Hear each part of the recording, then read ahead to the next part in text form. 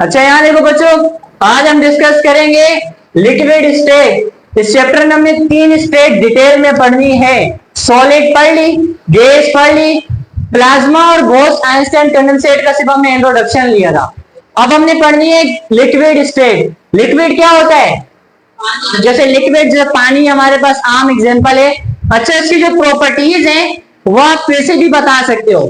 Liquid state की property number 1, इसके molecules randomly arrange होते हैं। इसका मतलब होता है कोई अरेंजमेंट नहीं होती, रैंडम, आगे पीछे ऊपर नीचे।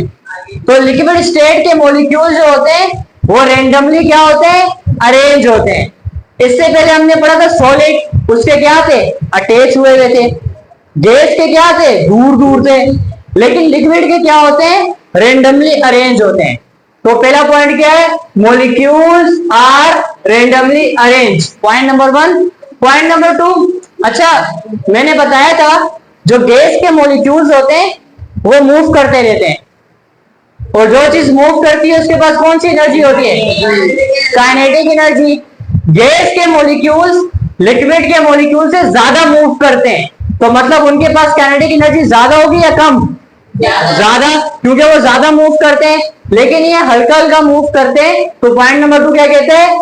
It has less. लेस का मतलब होता है कम काइनेटिक एनर्जी देन गैसेस। इसके पास गैस से कम काइनेटिक एनर्जी होती है।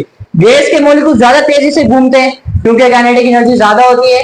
लिक्विड के मॉलिक्यूल आस्ते आस्ते घूमते हैं क्योंकि इनके पास काइनेटिक एनर्जी थोड़ी लो होती है। ठीक है, होते हैं molecules are free to move. आपने पानी को देखा, बहता रहता है हमेशा। वो जो बहता रहता है ना, उसके मॉलिक्यूल्स हमेशा मूव ही करते रहते हैं, फ्री टू मूव होते हैं। उनको हम रोक नहीं सकते, हमेशा मूव करते रहते हैं।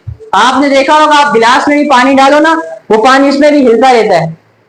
तो इनके मॉलिक्यूल्स नॉट डेफिनेट शेप, पानी की अपनी कोई शेप नहीं होती। जिस बर्तन में डालो उसी के जैसा हो जाते हैं। गिलास में डालो तो पानी उसके जैसा हो जाता है, एक बड़े से बर्तन में डालो पानी उसके जैसे हो जाता है। तो लिक्विड की अपनी कोई शेप नहीं होती। जिस तरह हमारे पास था सॉलिड, उसकी फिक्स शेप थी, ठीक है, तो इसकी कोई शेप नहीं होती। इसके अलावा लास्ट पॉइंट हमारे पास है, अच्छा अगर किसी चीज के मॉलिक्यूल्स पास पास आते हैं तो वो क्या होता रहता है? उसकी डेंसिटी बढ़ती रहती है। जिस तरह मैंने बताया था, सॉलिड की डेंसिटी ज्यादा होती है और गैस की डेंसिटी क्या होती है? कम, क्योंकि गैस के मॉलिक्यूल्स दूर दूर होते हैं और जो सॉलिड है उसके मॉलिक्यूल्स पास पास होते हैं। तो जिसके मॉलिक्यूल पास होते हैं उसकी डेंसिटी क्या होती है? ज्यादा। तो उसका पॉइंट नंबर 4 क्या कह रहे हैं? Liquid are denser than gases. इसके मॉलिक्यूल थोड़ा पास पास होते हैं एज कंपेयर टू गैस। तो ये मतलब लेस डेंस होती है, ये ज्यादा डेंस होती है। तो ये 5 पॉइंट है, एग्जाम में आते हैं कि आपने गैसेस स्टेट के बारे में लिखना है। ये इस तरह से शेप होती है हमारे पास लिक्विड स्टेट की। सॉरी, लिक्विड स्टेट मॉलिक्यूल्स इसके अरेंज होते हैं रेंडमली।